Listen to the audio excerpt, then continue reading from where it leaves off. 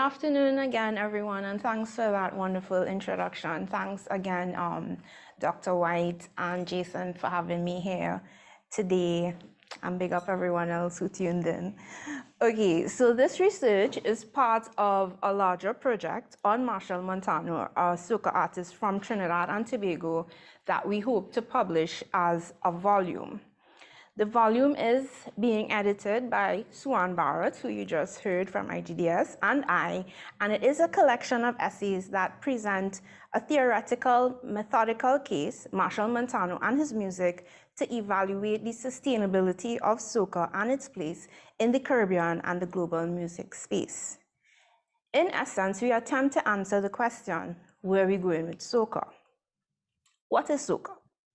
Simply put, soca is a festival music that drives the carnival celebration in Trinidad and Tobago. It follows in the tradition of calypso, but is a livelier version with more emphasis on music than lyrics, which helped the genre to get significant commercial potential.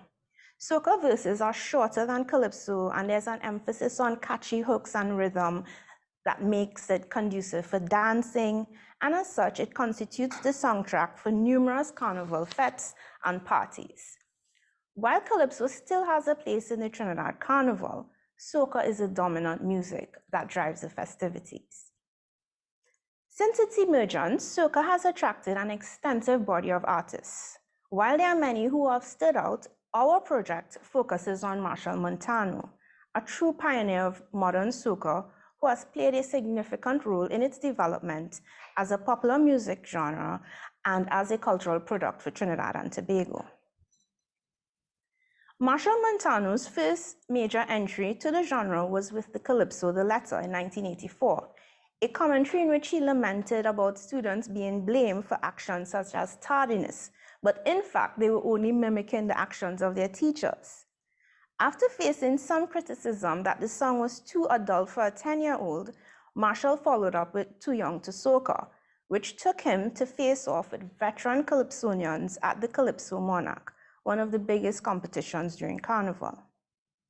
No longer too young to soca, Machel has taken the rituals, traditions, songs, and tensions that characterize Calypso and honed them into his performance of soca.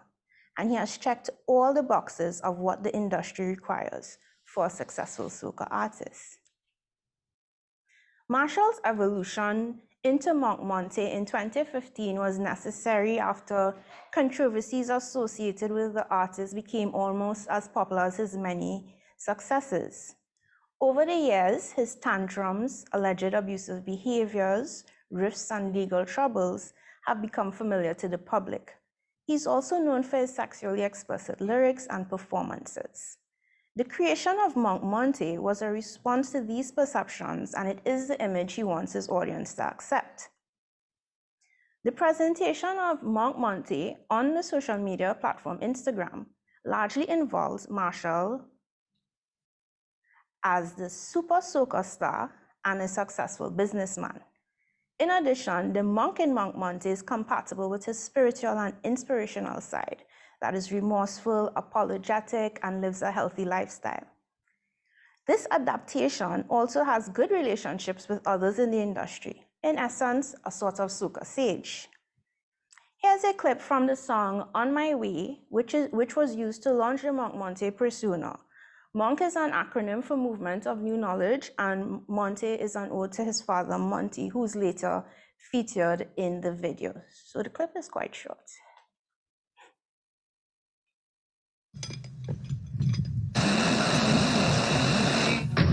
3 days of mourning for the victims of the massacre as Pakistan considers how to respond. Horrific moment when the crashed plane burst into flames just over the horizon. Yet another tense standoff in the suburbs of St. Louis after yet another fatal shooting of another black teen.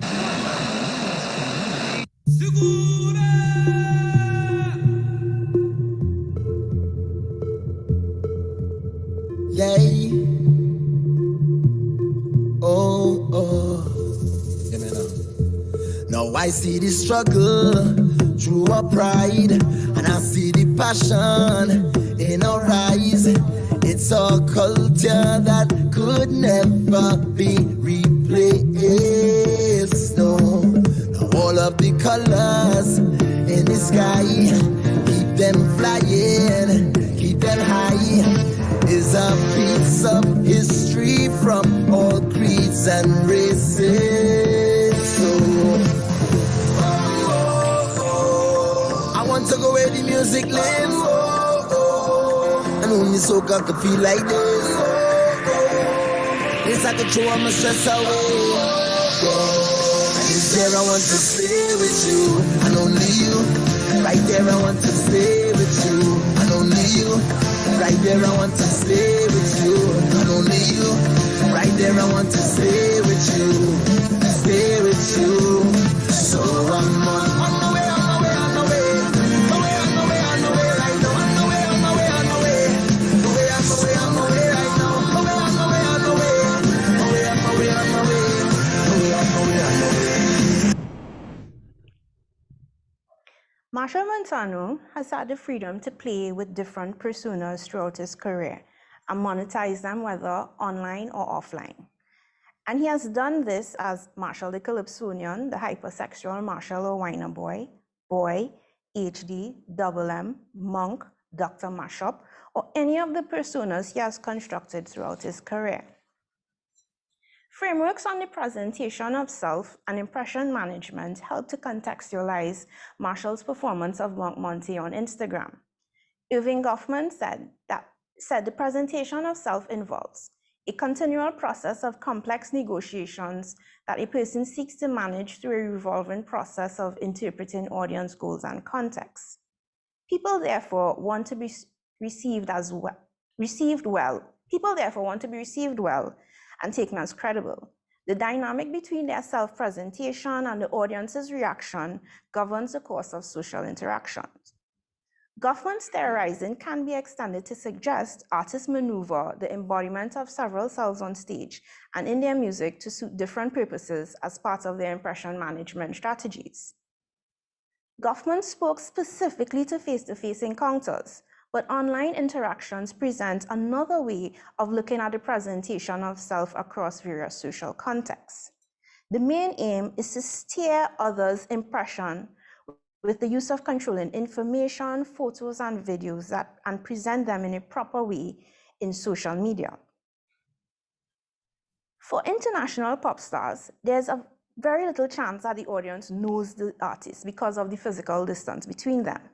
However, the size of the soca audience, coupled with its limited reach, presents an overlap of the artist's presentation of self in the online and offline worlds. Consequently, viewers have a parasocial connection with the artists, despite any face-to-face interaction, but only with a few degrees of separation facilitated by friend-of-a-friend relationship or by knowledge gained through gossip, old talk, or other forms of hearsay in a small society. Impression management in the context of this research additionally involves acknowledging that gray area between what is considered real world and what is considered virtual, as viewers witness various selves presented by the artists in different settings, both offline and online. To examine this type of impression management and media consumption, the research relied on a content analysis of 231 Instagram posts by Machel Montano during the 2018 Trinidad Carnival season, which was January 1 to February 14 that year. In that period, Machel Montano had 364,000 followers. He followed 822 accounts and had amassed 10,441 posts. The analysis categorized his posts into different manifestations of Monk Monty: performances, song promotion, event promotion, spiritual well-being, business ventures, mentorship, Whiner Boy, with other artists, family man, promotion of other artists, and another category. This categorization was done to determine what aspects of his presentation were seen frequently on his Instagram profile. It also quantified the number of likes and comments for each post during the period. In addition, a textual analysis of his song lyrics, his performances, along with media reports, were done to map his self-presentation outside of the platform, especially the aspects that were not highlighted often on his Instagram profile. These methods allowed for an examination of his presentation of self across different performance sites. The analysis concluded Instagram enables Machel Montano to control his self-presentation to audiences by highlighting the positive aspects of himself, which are embodied in the Monk Monte image, while concealing traits that may contradict that image. This in turn speaks to soca adapting to the digital environment by creation of personas to ensure its sustainability. For reliability and credibility, the reliability of the categorization depended on consistency of inter-rater reliability using 2 additional raters in the analysis who were consistent for the majority of the coding. In terms of ethical considerations, Machel Montano's Instagram page is not only public but a verified account. It is a public figures page for public consumption, and the researcher did not need his consent for a project of this kind. Nonetheless, images, captions, comments were acknowledged in the presentation of the information. The analysis found that the majority of Machel's Instagram posts for the 2018 Carnival season were dedicated to his performances at shows and promotion of his events and songs. A significant number of posts also showed him with other artists as well as his spiritual side. However, very few posts featured him as a whiner boy or any of his controversial sides. The larger research goes into a detailed account of these categories. It also talks about the controversial sides that he played down as they don't fit within the Monk Monte image. I'll talk a little bit about that now. In 2017, the Leave She Alone campaign sought to address misogyny along with harassment, body shaming narratives, and violence against women that are permitted in Carnival. The movement also got a theme song provided by veteran calypsonian Calypso Rose entitled Leave Me Alone, which spoke about a woman enjoying herself without unwanted attention from men. Another version of the song featured Machel. His input endorsed the composition's feminist message and condemned violence against women, which obviously fit within the Monk Monte persona. The following year, action was taken by the Trinidad and Tobago Police Service, who warned men to get permission from women before attempting to whine on them at carnival events. Machel raised the issue on stage at the Stump Fete held at the beginning of that carnival season. In a departure from his monk image, he blatantly opposed the police service's message and told the crowd in an unapologetic tone, "When it comes to whining, it's better to seek forgiveness than permission. Or if forget that, find somebody to jam. This is Carnival. They had to lock up the whole of Trinidad and Tobago." In this moment, Machel disregarded the message and leave me alone, and the attempts by authorities to protect women. After being condemned by several activist groups, he adjusted his message and made the following statement in a press release.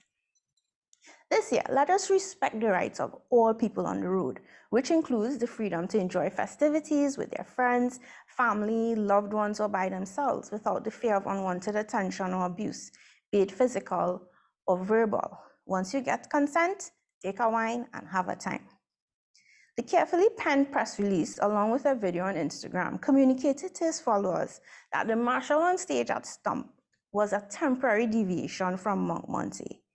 After Stump, he needed to adjust his front stage performance and engage his impression management strategies. In this sense, Leary and Kowalski contend they may do this, for example, by stressing their positive attributes, doing favors for others, associating themselves with other successful people, or making self-serving attributions for their failure. As much as soca celebrates freedom and excess, it is simultaneously marked by sexism and other social inequalities that are manifested in Machel's whiner boy image. He enjoys the sexual and social privileges afforded to men in a patriarchal society and music industry, but supports gender equality when it benefits him and his career. Despite of his appealing performances at events, he separates Machel the Whiner Boy from Monk Monte on Instagram. Although he knows that his exploitation of women and their bodies is a contributing factor to his success, it does not fit within the spiritual and remorseful curated front on social media. So just to, give an idea of what we mean by Machel, the whiner boy, I'm going to show you a clip from another event that year, Tribe Ice, where he performed Don't Play That. All the ladies who love the wine, say yeah, yeah. This is a whining instructor. She goes by the name of Inhale Me on Instagram. Inhale this. I want you to hear it. I said, when you come out proper. You're looking good. I like the instructor. When you come out on this stage. When you come out on this stage. Don't play that. Don't play that. Don't go up. If you're riding my man, properly up. Let's say, come on out.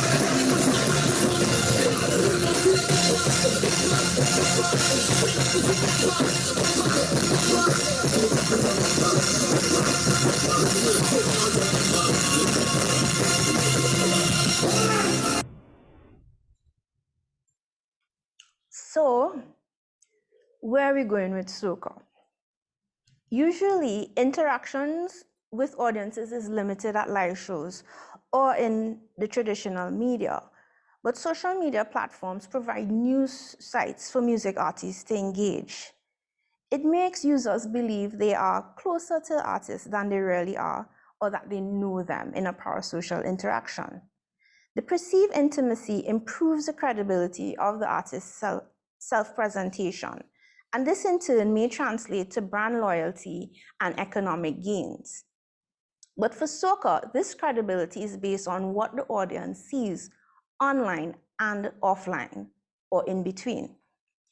Contrary to traditional media, consumers now have a greater role in the relationship because these platforms allow for a multi-way communication, giving them a say in if they accept, reject, or negotiate the artist's personas, and ultimately if they will spend money on their offerings.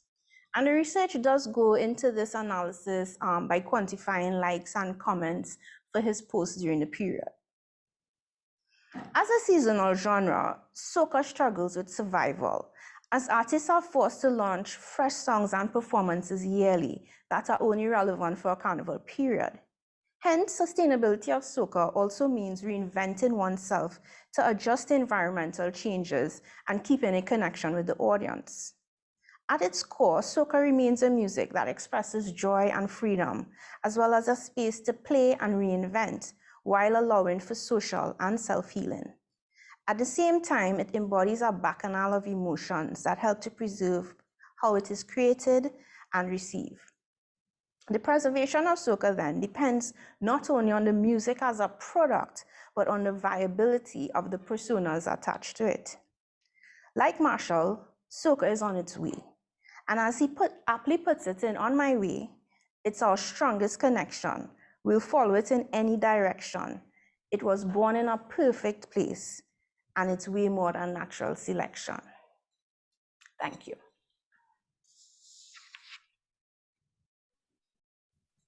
Okay. Thank you, Dr. Barratt, for that presentation. So now, I must congratulate you on, doing research on a topic that is explicitly Caribbean. And, we've been having an ongoing discussion in CARIMAC about how we can facilitate more research being done on our own experiences, validating our own experiences, documenting it in the academic literature so that, we can even get to the point of starting to theorize about what we do in the Caribbean. So this is where we take questions, comments, suggestions. You can raise your hand and Dr. Barratt will answer your questions or respond to your comments. I see Dr. Stanley Griffin in the room. Welcome. That's Dr. Stanley Griffin from our own Department of Library and Information Studies. Welcome. So, okay, anybody has questions? So Kai, let me go first. You know, I'm all about the methodology. I So, know, I know. the content analysis and doing the content analysis of the Instagram pages, you know, what did you focus on as a unit of analysis? It was just the post, or did you get into the comments? I know Dr. Gordon Bell will back me up here because she's been interested in looking at the comments on social media, separate from just the posts made by the person managing the account and so on. So could you speak a little bit more about the aspects of the page that you treated as your units of analysis? Okay, so for the probably I can go back. Right, so for the analysis, it was just the actual images that were posted, and then I came up with these categories by just doing, you know, an overall look at the page over the time to see what was popular and looking at other artist pages and so on, right? So these were the categories. So him performing, song promotion, event promotion, spiritual, etc. Right? So for the one, it's difficult, well, just since it's just a few of us, right? It's difficult to code the comments. So what I did, I only coded the comments for the posts that were very popular. Okay, right? good. Right. Right. That's so good, then that's what we good. looked at is the posts that got a high number of comments. So that would be one. So we'd look at, we had a range of the number of comments. Then we had a range for the likes, right? If Okay. it was a video, we had a range for the views, right? And then now in terms of the comments itself, if they were favorable or unfavorable. Okay, good. Thank you And for then we that. had to keep in mind things like on Instagram, comments could be deleted by the person who's operating the page, which is common for celebrity accounts. Okay. Right, so we kept that in mind. Also, things that were kept in mind is that most people would not comment or like more. This is like, I think only 10% of the viewers, right, would comment or like. They would not. Most people are just lurkers on Instagram, so that was taken into consideration as well. Okay, great. I see Professor Mohammed has his hand up. Nick? Hey, everyone. Thank you, Livingston, for a wonderful technical question. I'm going to ask one that is a little bit more contextual. And okay. I'm going to begin with a sort of disclaimer. Please don't think I'm indicting Calypsonians. I've encountered wonderful people in from among the ranks of Calypsonians. One of them saved my job one night. A story I always like to tell. Her name is Abby Blackman, and if she's still around, one day I'd like to thank her. But I've met great people. But here's the thing. I mean, if we're looking at a presentation of a Calypsonian, then there's one important fact, which I didn't hear you say. It's probably in there somewhere. You only have so much time. Yeah. But isn't the Calypsonian supposed to be something of a reprobate? Isn't that something that's supposed to be part of the character? The Lord Blakeys of this world were in and out of jail, and they were fighting down in the streets, and they were involved in gang fights and all kinds of stuff. I'm an old guy, right? And this is what a Calypsonian was supposed to be in the old days when I was young. Has that changed, or is there a possibility that the persona is keeping in line with that, hallowed tradition of being a little bit of a reprobate, of being a little bit of a rebel, of being a bit of a bad boy? What are your thoughts on that? Oh, definitely. So yeah, Calypso music in itself is resistance music, right? It's a celebration of emancipation. It's the way that we express resistance and celebration, and as I say, everything else in between. So early on, what we would find is that Calypsonians always had like a sobriquet, right? So like Mighty Sparrow, Invader, Attila the Hun. So there's a lot of literature on that, like Calypsonians taking up sobriquets that would, be very aggressive or would express royalty like the lords and the mighty and so on. So they were indeed rebellious. I know people if you look at the literature as well, or even in the Dragon Can dance, it's like a bad thing for a girl to hook up with a Calypsonian and those kinds of things. So in terms of the image, of course, that bad boy image is important. But you also had people who didn't. So like someone like David Rudder, who always kept that mellow persona, even with his songs and so on. And even now, if we look at artists like Voice, and so on. So we see different personas suiting different purposes. So, and that's the thing, soca gives them this freedom to play with different personas and what works for your commercial value, right? So somebody like Voice has found that space that's all uplifting and positive, but then we still have the bad boys of soca. If we think about like I would say Ira George or people with swappy, people with, very sexually explicit lyrics, right? But what my position is here is that, Machel traverses both of these things or a number of these personas because it's what works for you in that moment, what the audience wants from you at that moment, right? And also what's the commercial value of that persona. So it's not just, and you are correct, it's not just about the music as a product, but also what personas come with the music and how viable are these personas, are the audiences accepting of it, and are they willing to spend their money on it? Okay, thank you, Kai. I see Kim Evelyn has her hand up, and then Keegan Taylor. Hey, Kim. Hi, thank you. How you doing? Dr. Barratt, congratulations on that Thanks, wonderful Kim. presentation. My question actually segues really neatly from the one you just answered and from your answer. As you were describing Machel's social media, I kept thinking about other contemporary performers like Kes the Band, and the various representations of Caribbean masculinity between a performer like Machel and performers like the members of Kes the Band. And I was wondering if you could speak to that social media packaging of masculinity. And I think I feel like it's quite far ranging, but admittedly, following social media of soca performers and calypsonians, right, is not my jam, it's yours. So can you tell me more? About the gender issue there? Yeah, about perhaps like, is there a spectrum of Caribbean masculinity in these social media presentations? Well, to be honest, the only other artist I've really examined in this in-depth way is Fionn Lyons, right?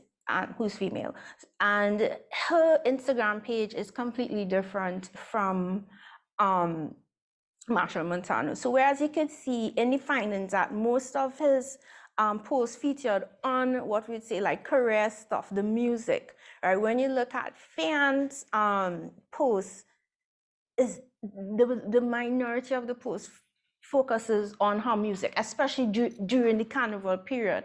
And this is what you would expect a music star to promote on their Instagram page. So I don't know if it's a gender thing, but for her, she does a lot. Well, yes, it is a gender thing. She focuses a lot on her family, right? So you see a lot of posts with her daughter, with her husband Bunji Garlin, who's also a soca star. So she does a lot of like inspirational quotes and so on. So that's really the focus on her her Instagram page.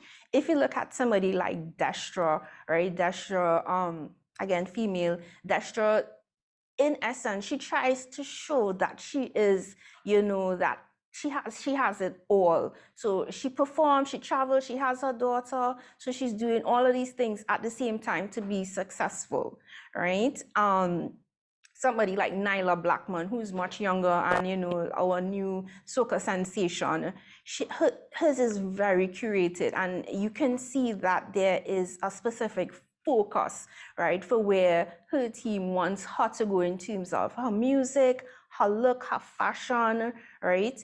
So in that sense, you could say, you know, hers is very curated in terms of achieving that kind of celebrity similar to like a Rihanna or Beyonce, right? And then Destra's, you know, more that I have it all, I can do it all.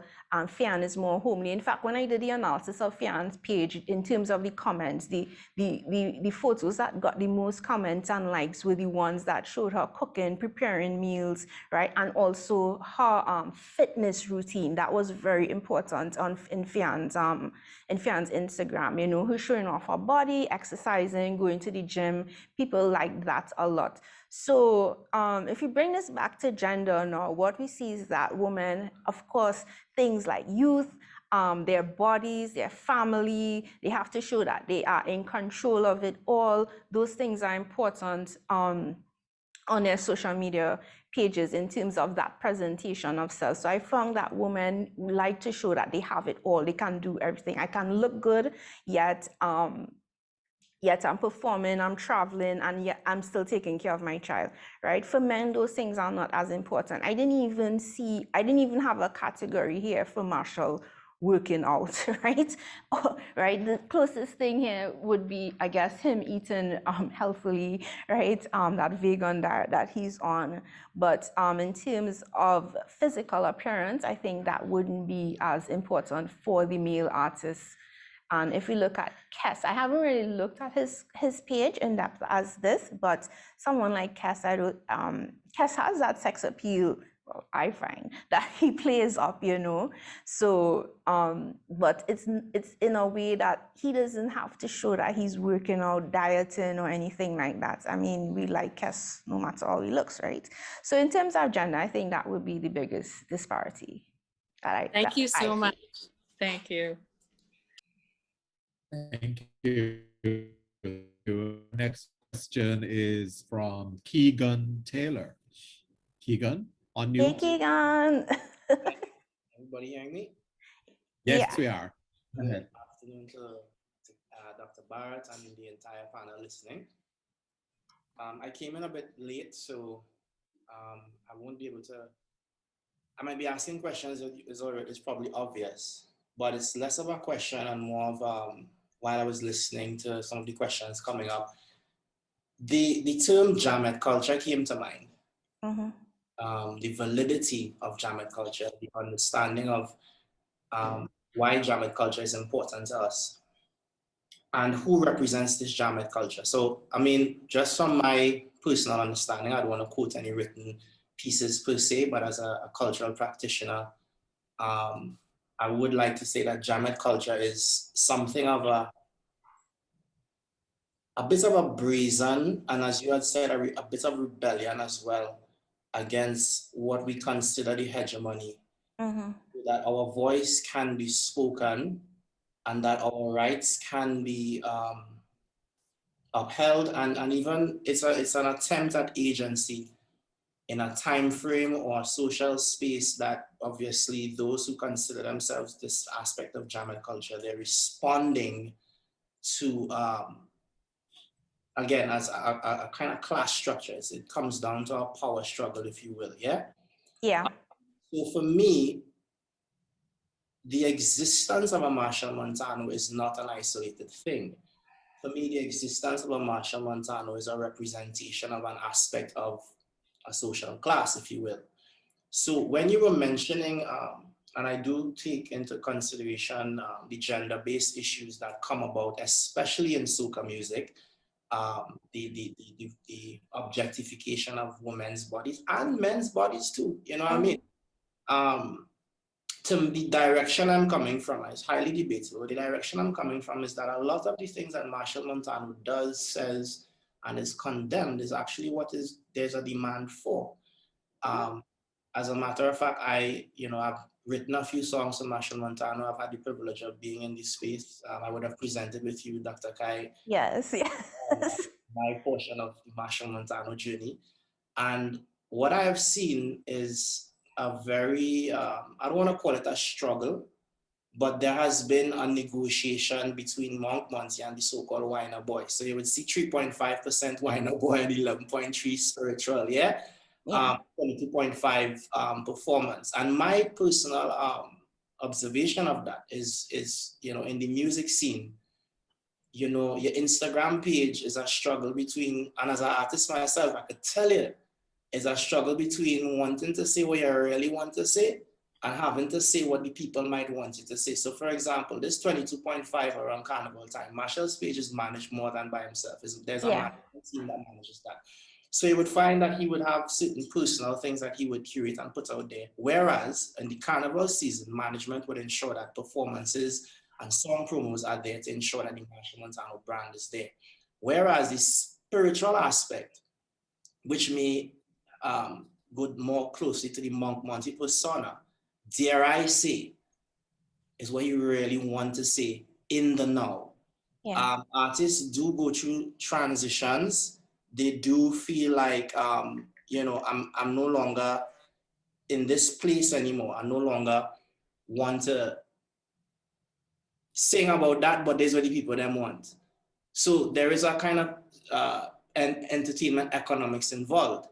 This is what the people want. When Machel go on a stage and talk about the permission, I believe that he's not speaking against people who speaking about empowerment of women, but he's speaking for the Jamaican culture, who is saying any man who come in and whine and me asking permission, I'm telling you, but just whine now, but you know what I mean? So it really depends on, for me, what audience you're representing. Machel, I think, believes that he represents a certain aspect of the carnival voice, and he represents that to his knowledge and to what he's trying to do. So those are the two things that I wanted to speak about, the Jamet culture and his representation of such. And then there's the struggle between persona versus person. Yeah. Any person, be it artist or whatever, would struggle with this new social age of trying to put yourself out there, trying to decide what's going on, what should I put out there? Because everybody looking for likes. If you put up a picture on your best dress and you get 1 like, you go feel it. If you get 100 likes, it'll feel different. I'm just talking about the continuum. So the persona of Machel Montano is something that he understands, in my humble opinion, that is there, but he also has to struggle with what's happening in terms of where he's going. Because after you whine once, twice, 3 times, you mash up the place once, 3 times, you literally ask yourself, what else and what next? So that's my contribution in terms of, what I see happening here in terms of the discussion. It's less of a question, but more of an additive to the discussion.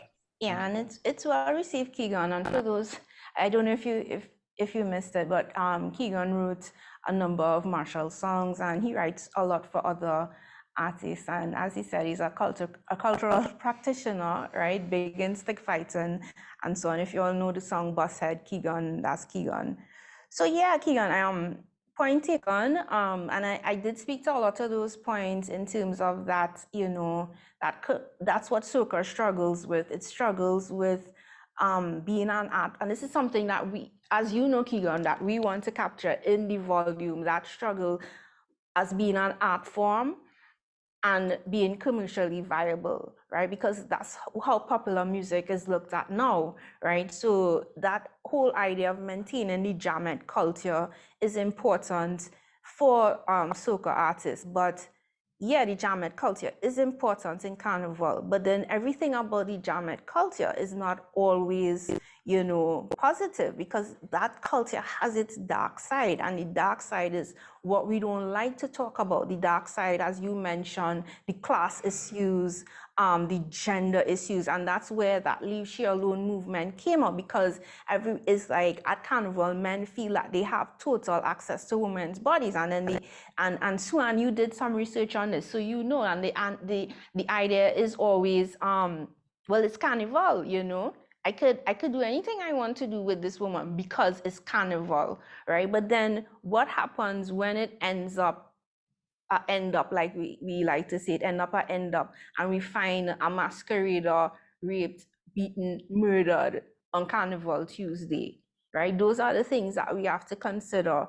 Or even in the bigger picture of us, like if we look at the health survey of Trinidad and Tobago that spoke about how many women are abused in their lifetime, not just by strangers, but by their partners, or the level of, gender-based violence. All of these things are there and are part of the carnival culture, as part of the Jamaican culture, but we can't just, ignore it because, well, that is the culture.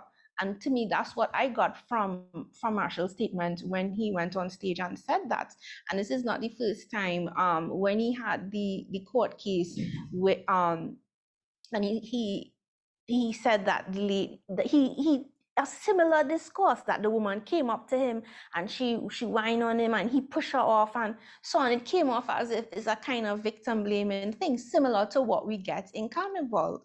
So it's there, and it doesn't mean that it's right. It doesn't mean that people not making money off it, because they're making money off of it, right? That's what carnival is centered on. But at the same time, we have to acknowledge that that the illusion of is all, is all peaches and cream for everybody. We just, letting go and having a good time.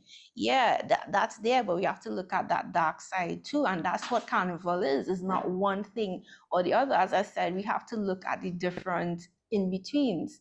And someone like Machel as an artist, and you said it, Keegan, that's what he's really struggling with. And that all those different in-betweens, because different people are expecting different things from you. So you have to be one thing or you have to be one thing for your audience, one thing for social media, right? But then in Trinidad and Tobago, it's not just about we know you're on social media, we know you in real life too. So all those in-betweens matter. We have another question, I think, from Joba. Hold on. Oh, Keegan. Sorry, go ahead. Sorry to cut in again. Very interesting discussion, and my mind is going on the larger scale outside of Machel for now. And looking at carnival, you mentioned the dark elements of carnival. For me, carnival is darkness as well. The whole understanding of Juve and coming out of the dark morning. We talk about the devils, the demons. All of these things are there to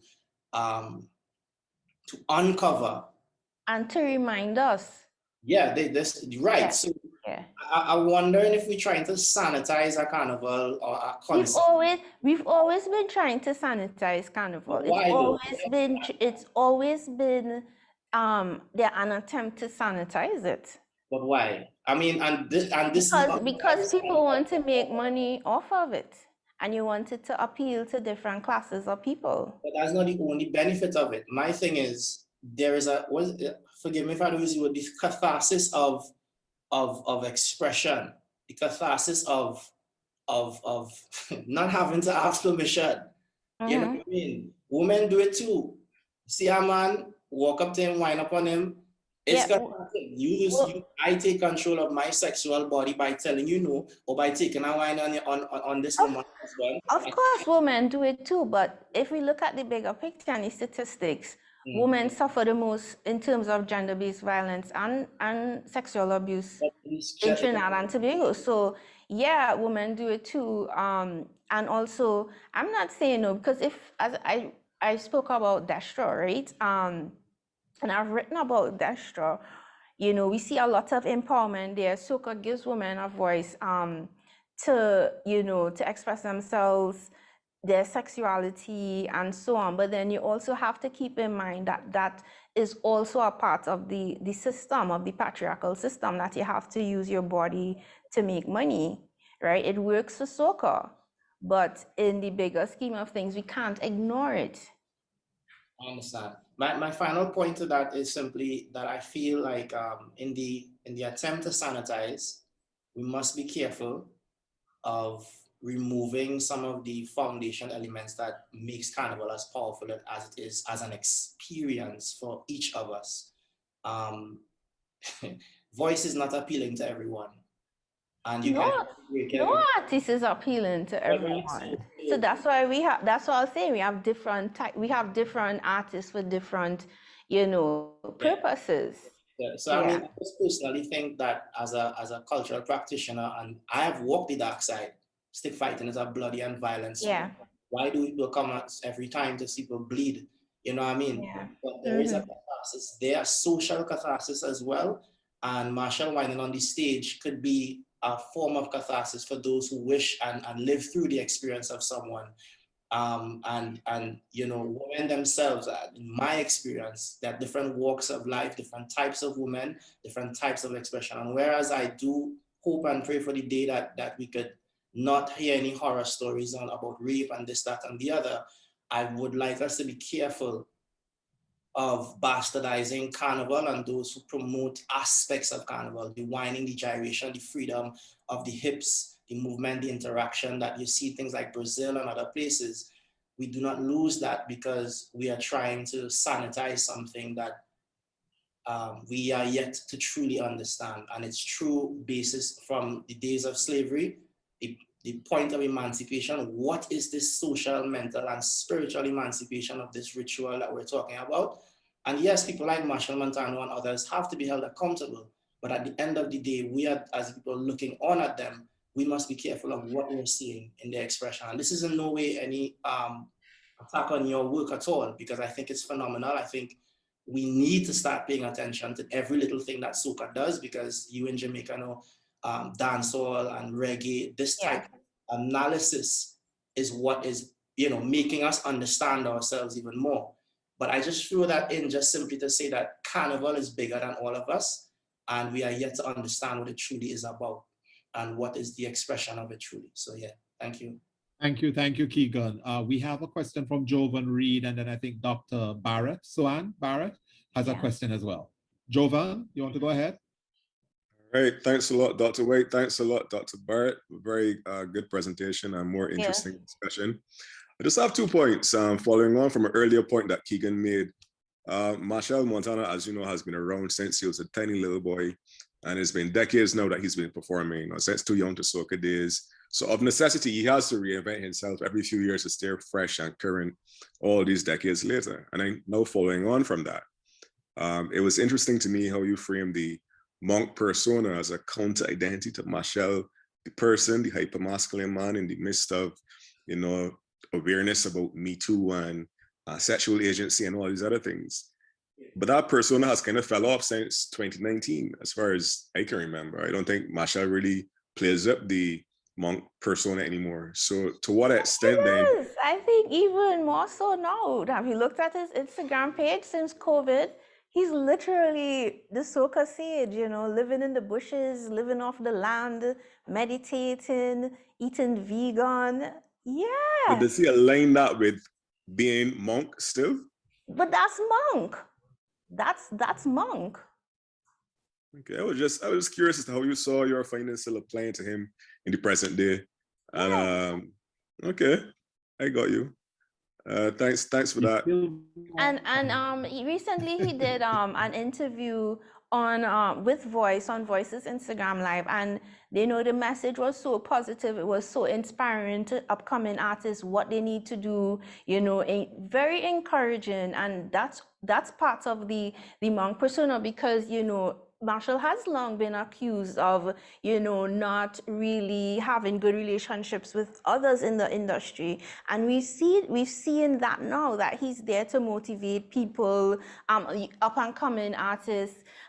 He's there to give advice. He's on his, I think, is it Monk Productions or something? He's featuring other artists, things like that. So it's there. I think even his image now during the pandemic is like literally Monk the soca sage. The soca sage. Dr. Barratt, Suan, you have your hand up. Suan, go ahead. Yeah. Excuse me. I must admit, Dr. Barratt, that my initial question that I wanted to ask you, I forgot. Because I got the conversation, but I wanted to just comment generally and say, you know, really enjoyed your presentation. Of course, you know, I'm intimately connected. So, but what I think is, in light of the conversation that was just being had, and even in your last conversation, that there is always this intertwined, intersecting connections between personas and performances and the performative. By Machel Montano as one of the most prominent soca artists. And I think that this is both monetized, as well as it is used to build cultural intelligence. It's used to build connectivity and community and commitment And it's also used to build that mood, that thing that we miss when we say there's a carnival to Banker. That spiritualism, that spirituality that then is infused, whether it is seen as spiritual or not. When we say, oh my God, I've got a carnival to Banker, I miss it. It's not just that you're missing the capacity to wine and jam. It's missing that essential essence. So I think in terms of what is constructed as a message of, the subject, the artiste, I think it will always be inherently complementary and contradictory. Yes. And I think in fact that is to be celebrated. I think it will always have gender complications. It will always be there. Multiple versions of masculinity emerging, multiple versions of femininity as the person attempts to express all of these different cultural selves that are steeped in community through music and art and performance and social media. And I think that all of it is valuable altogether. So that was a comment, not a question, but love it. Thanks for that, Sue. And just to add that Sue's contribution to the volume speaks a lot, goes into Machel's cultural intelligence, right? And how that is manifested in, his compositions and so on. Okay, Kai, are you seeing the comment in the chat? Patrice Ali is saying, my question here is if we believe this is a correct representation of who Machel is now, we are in the year 2021. I think that's almost similar to what Jovan was saying. Yeah, it's similar. Well, again, this analysis was done during the carnival period, right? So that's a whole different analysis. So who he is now, remember there was no official carnival in 2021, so there was no songs for him to promote, although he did promote the wedding album, his wedding that happened last year. We see a different Machel who's the husband, and so on. So I think, yeah, it's still in line. Once we get back to the official staging of carnival and music being released, we'll see what kind of focus he'll have on his music. Okay, great. Give me one second. I can hear you. I can hear you. Almost wrapping up. Okay, I was actually asking you to tell us about the book. You made so many references to it. Suan, can you say when it will be out? It's not going to be out as yet. What the book, it's a collection of about 6 or 7 contributions from authors, and we have been working on this for some time, since 2018, and really want to try to bring a kind of textual, multiple ways of accounting for soca music, but through the work of Machel Montano. And we submit Kai in July to the University Press, our first draft of our collection, and then we proceed from there. Okay, well, all the best with the publication. Yeah, so Any final comments, Kai? We're still in the early stages, like getting the chapters together.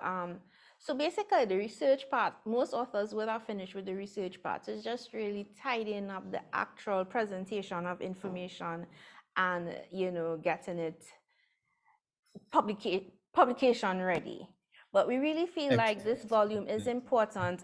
It's not, and I hope people are not seeing this as a criticism of Machel, right? Or a fan book for Machel, right? It's really a commentary we want to make on soca, as I said at the beginning, especially now in these onshore times for cultural products and for creatives. We really want to talk about, so where are we going with soca? What's the sustainability of this music? And we felt that choosing someone like Machel Montano has made, a huge contribution to this genre. I mean, anybody who's not from Trinidad and Tobago, I don't even know how to explain how important Machel is to the development of soca, and he has done so consistently for so many years, right? I think it's about 40 years, And you know, it's like we feel like we know him before social media. This is our boy, you know. I saw Machel perform when I was in primary school, and it was the most amazing thing that I've ever seen, right? For somebody so young. So we feel like we grew up with Machel. When he had his struggles, we saw the struggles, we saw him come back, we saw him reinvent. Now we see him married, we see him, you know, smiling, and you know, we happy for him, you know. We want to smile too. So it's really to look at soca from such a complicated persona who, it's not just Machel. I mean, all of us as post-colonial citizens, this defines us. It defines us as being complicated, as reinvented, of you know, messing up, then coming back, that self-healing. And this is really where we want to position soca. Thank you so much for sharing the research with us this afternoon, Kai. And just before we go, remember, we are going to be taking a break with the CARIMAC Research Seminar Series. We resume on the 16th of June with a presentation from Dr. Erica Gordon. You will hear more about her, the content, the title of her presentation. And to remind you that next week, our colleagues at the University of Technology in the Faculty of Education and Liberal Studies will be hosting their that's the fourth International Conference on Education and Humanities. The theme, if I have it right, correct me, revisioning, retooling, and repositioning, building capacity in developing economies. I got it right, Karen? Yes, yes. Okay, so you can Google FEL's fourth international conference, and there you can hear more research being presented on aspects of education and humanities. So looking forward to that event, and thanks again to everybody for joining us this afternoon. It was a great discussion, and we look forward to the book, Kai. Hang in there, it will come out soon. Yes, all right. Thanks again, everybody, and to all the faculty who are still marking papers and putting together mark sheets to wrap up this semester. Happy marking, and see you in another 2 weeks for when we resume the CARIMAC Research Seminar Series. Thanks again, everyone. Bye-bye. Bye.